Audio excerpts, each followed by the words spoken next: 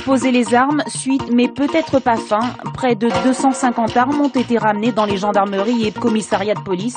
Elles ont été détruites ce matin. 10 ans plus tard, où en est-on après le référendum sur l'Assemblée unique? Réponse dans cette édition. Une nouvelle décharge aux normes à Saint-Martin. L'ancienne décharge à ciel ouvert, c'est du passé. Reportage dans ce journal.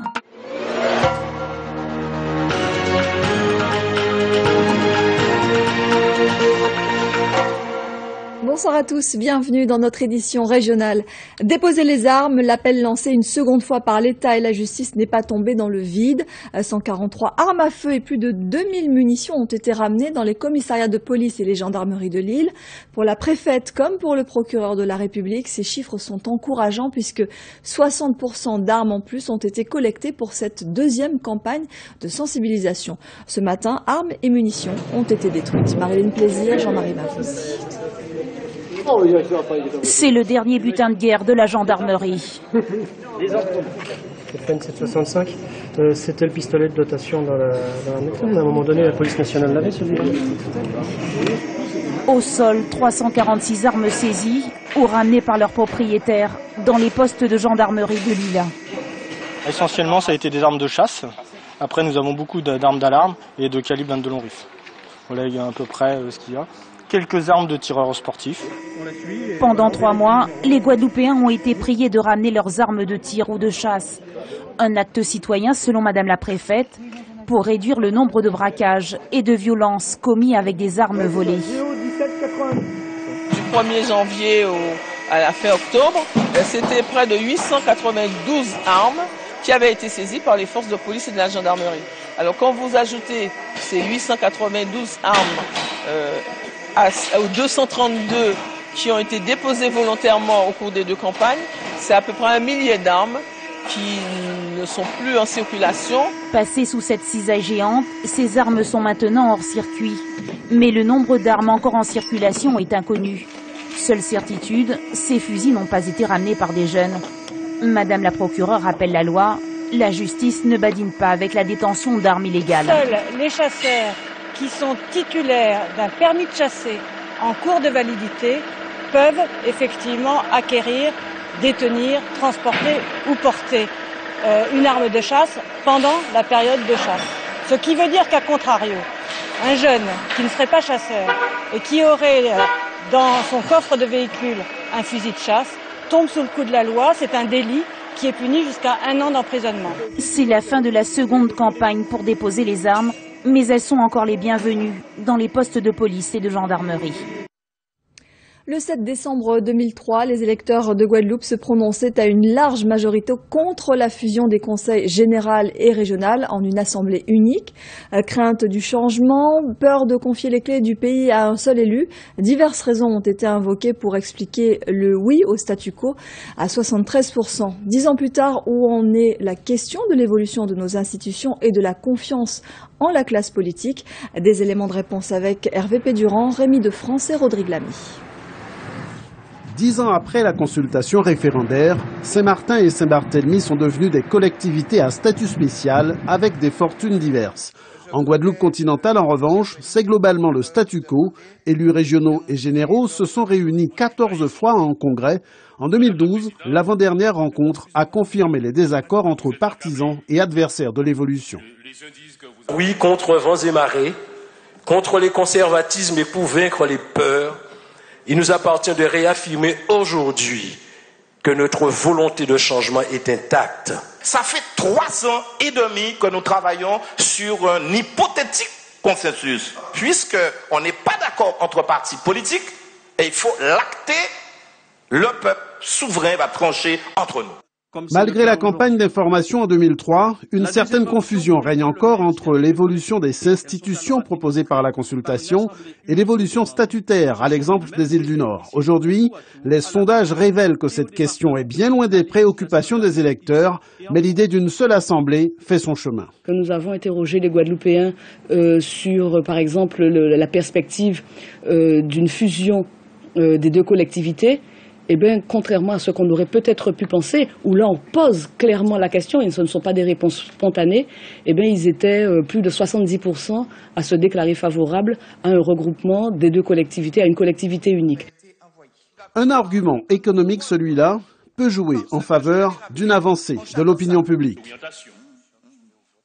Il y a à la fois le désir de mettre en place une préférence locale, en particulier pour les entrepreneurs du BTP en ce qui concerne les marchés publics, de mettre en place un droit social et un droit de la sécurité sociale qui soit en conformité avec l'identité économique de la Guadeloupe. Donc ces deux aspects économiques, à mon avis, permettent d'envisager un avenir assez prometteur. L'évolution institutionnelle semble actuellement en panne. Les adaptations à nos réalités pourraient dès lors passer, comme le souhaitent les socialistes, par l'acte 3 de la décentralisation en cours de mise en œuvre. Le président de la République est arrivé en Guyane cet après-midi. C'est la première visite de François Hollande depuis son élection. Dès son arrivée, il a visité la base aérienne de Matoury avant de rencontrer les élus guyanais où il a annoncé la mise en place d'un pacte d'avenir pour la Guyane pour les 10 ans à venir.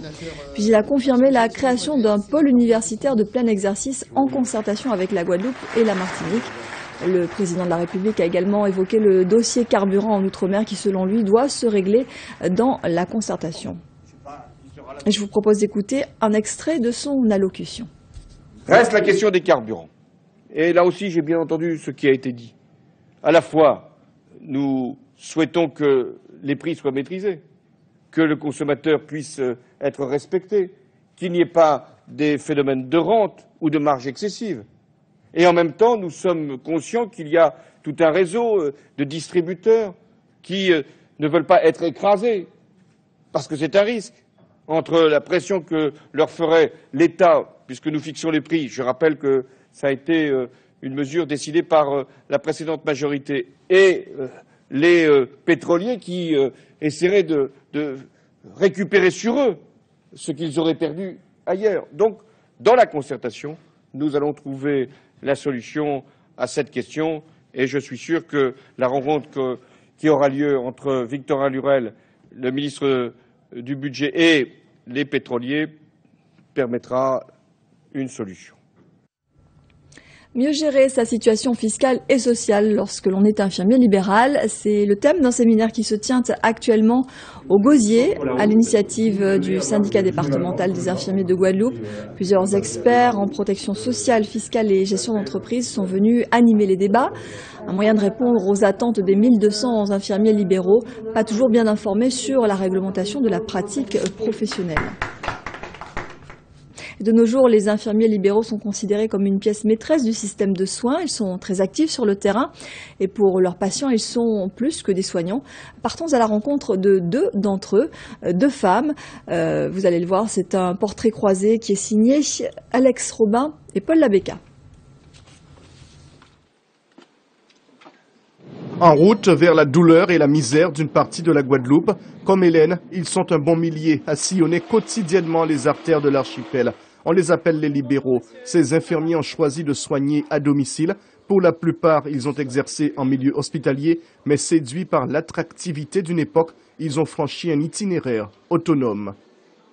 J'aime beaucoup la communication. J'ai beaucoup travaillé au CHU en psychiatrie, le relationnel et puis la possibilité d'organiser son travail.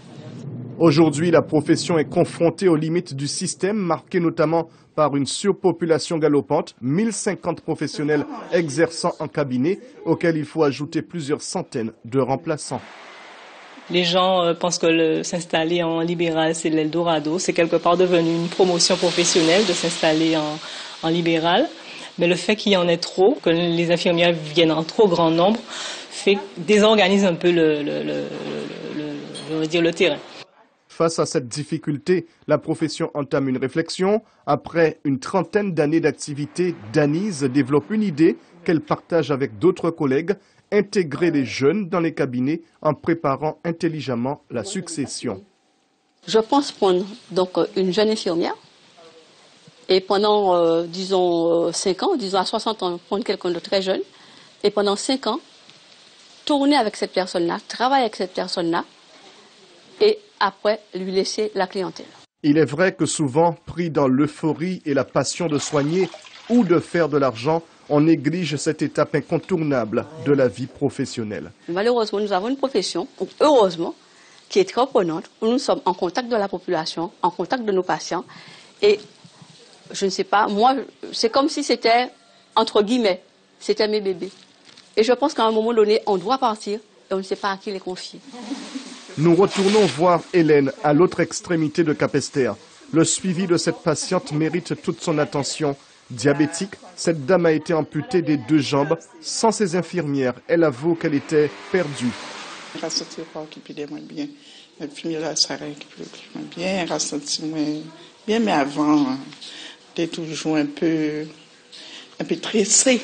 Certains infirmiers indélicats ont quelque peu terni l'image de cette belle profession, pourtant indispensable, compte tenu de la situation sanitaire de notre pays, d'où la nécessité d'une gestion rigoureuse des cabinets. Il y a 65 ans, les Nations Unies adoptaient la Déclaration universelle des droits de l'homme. Depuis, un peu partout dans le monde, c'est un combat permanent pour faire disparaître les inégalités.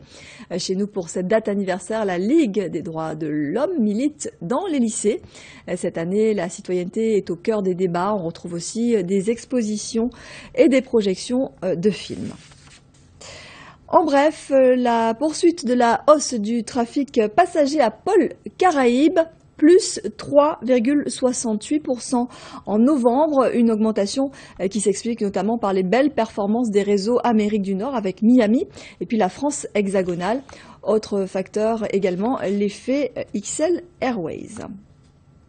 Direction Saint-Martin et on parle environnement. L'ancienne décharge à ciel ouvert de Grand Cail est désormais remplacée par une installation de déchets non dangereux. Il s'agit d'un bassin creusé dans le sol. Il permettra d'enfouir les déchets non recyclables. Un outil construit selon les normes françaises et européennes qui permet de gérer correctement les déchets de Saint-Martin en étroite synergie avec l'écosite de recyclage et de valorisation. Reportage Michael Bastide. Ce gigantesque bassin creusé dans le sol est une alvéole destinée à recevoir les déchets ménagers et professionnels non dangereux et non recyclables de Saint-Martin à partir du 1er janvier 2014. La pose de textiles et de membranes imperméables assure l'étanchéité de l'alvéole pour protéger le sol de toute contamination par l'écoulement de l'eau de pluie à travers le massif de déchets. Les jus de décharge qui s'appellent Elixia seront captés au fond par le drain. Ce drain va dans un poste de relevage. Il y a un bassin qui récupère les lixivias et ces lixivias seront réintroduits dans le massif près de la surface pour activer la dégradation biologique. Depuis 2006, l'entreprise Verdé Saint-Martin est en charge de la réhabilitation et de l'exploitation du site de Grand Cail pour le compte de la collectivité.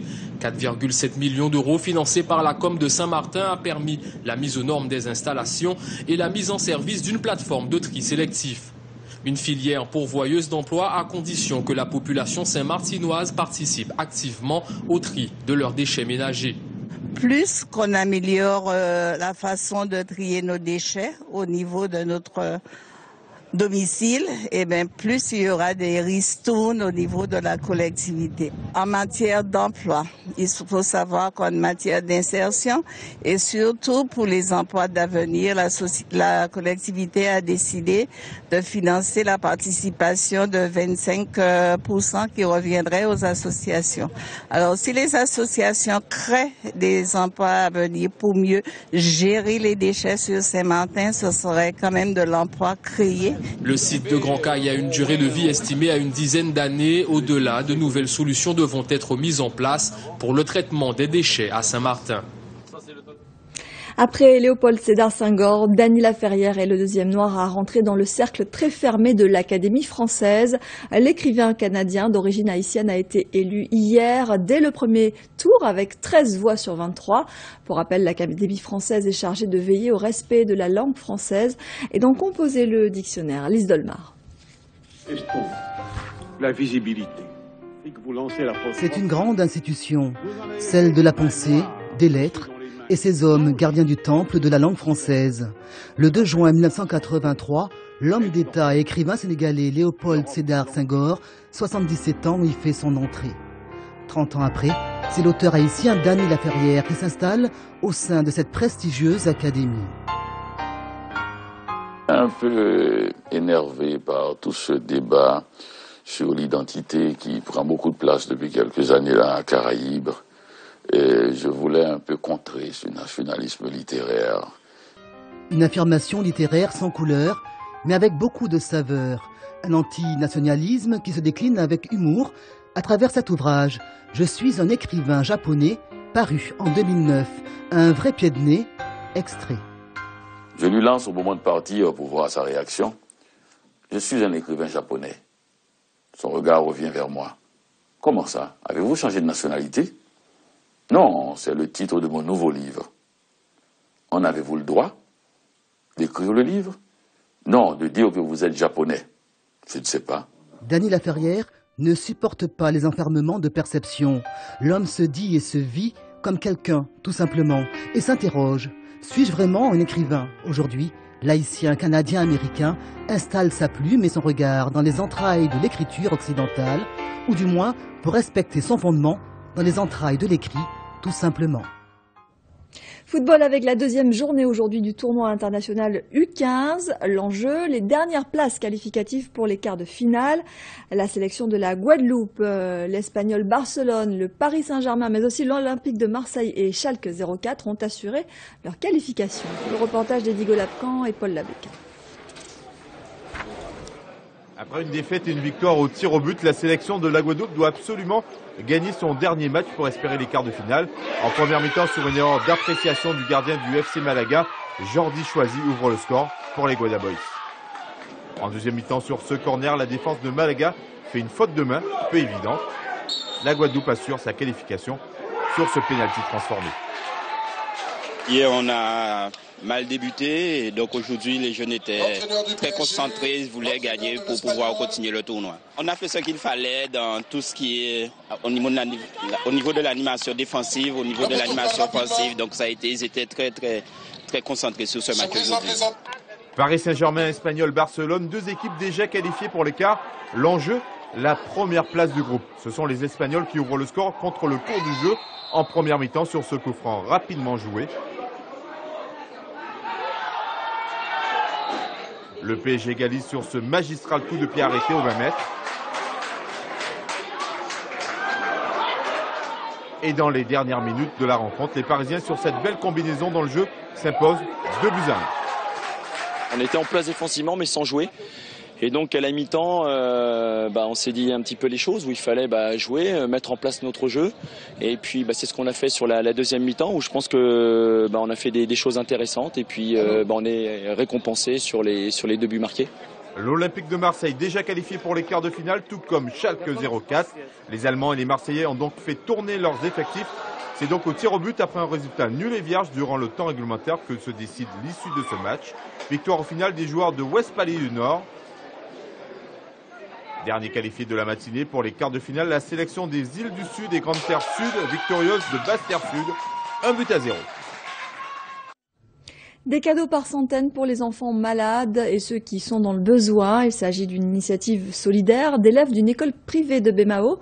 Ils ont remis les présents qu'ils ont collectés ces dernières semaines au profit du CHU et du Secours catholique. Laurence Baptiste Salomon et Daniel Quérin ont assisté à la cérémonie organisée ce matin. Faire de Noël un moment magique pour tous. Un nombre d'opérations en parfaite adéquation avec la volonté de la communauté scolaire. Ces élèves de grande section de maternelle ont eu l'honneur de remettre les cadeaux apportés par tous les élèves.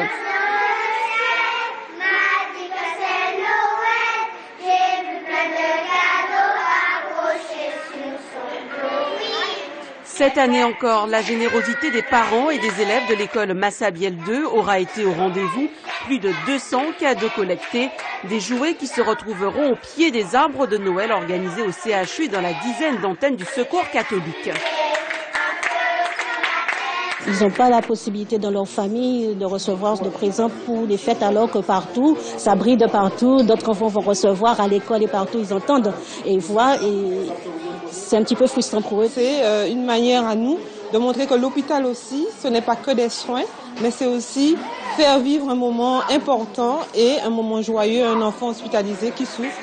Cette opération, l'occasion pour les professeurs d'apprendre à leurs élèves les notions de solidarité et de partage, comme en témoignent Andrea, Lucas et Léane. J'aime bien, parce qu'il y a des enfants qui n'ont pas de cadeaux à Noël. Ça me fait plaisir. Pourquoi? Parce que ça fait du bien d'aider les gens qui sont malades. On les donne des cadeaux parce qu'après, ils sont heureux. Il y en a qui sont très pauvres et qui n'ont pas de cadeaux et les Pères Noël n'en voient pas pour eux.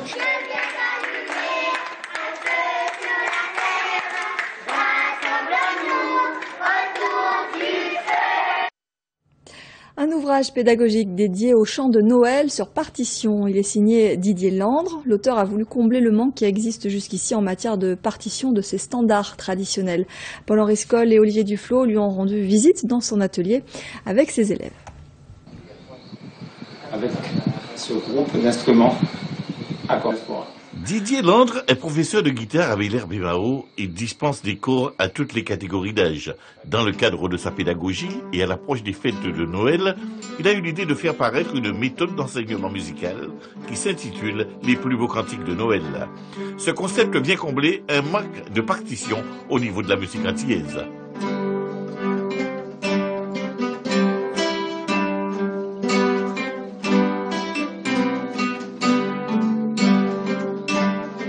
C'est un concept relativement simple qui explique comment faire de la musique antillaise sans nécessairement avoir recours à des cours de musique ou à un professeur de musique.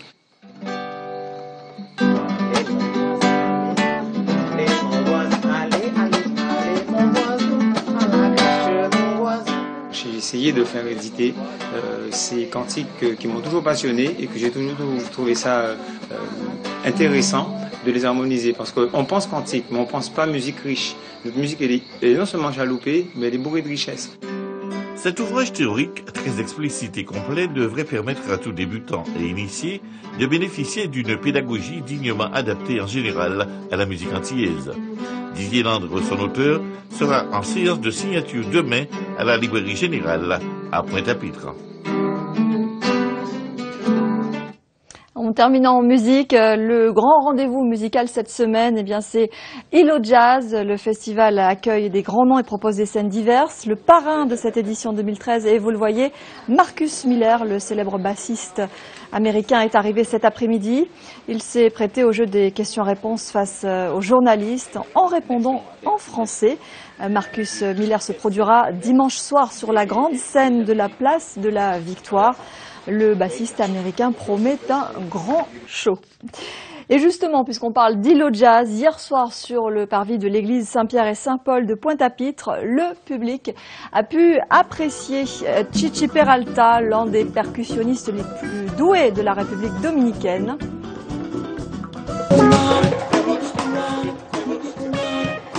Et puis s'en est suivi la prestation très jazz soul de l'américaine Rachel Ferrell. Elle était déjà venue en 2010.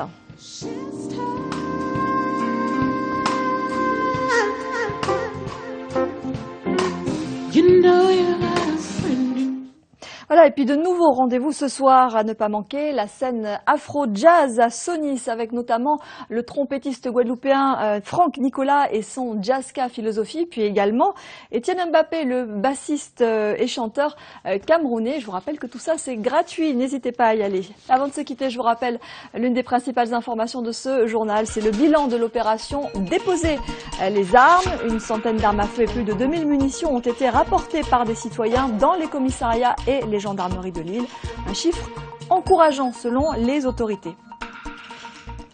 Ce soir, votre émission musicale, une première présentée par Fabrice Fanfan. À 21h15, eh bien, ce sera encore de la musique, un petit peu plus traditionnelle. Ce sera un chanté Noël, celui de Capester Bello à revivre. Et puis 22h50, votre série Inspecteur Barnaby. Demain à 13h, ne manquez pas Cabotage, l'actualité de l'archipel. On parlera de tourisme aux Saintes et à la Désirade. L'info revient demain et pour tout le week-end avec Sophie Vinguet de la Salon dès 19h. Très belle soirée à tous, très bon week-end, merci.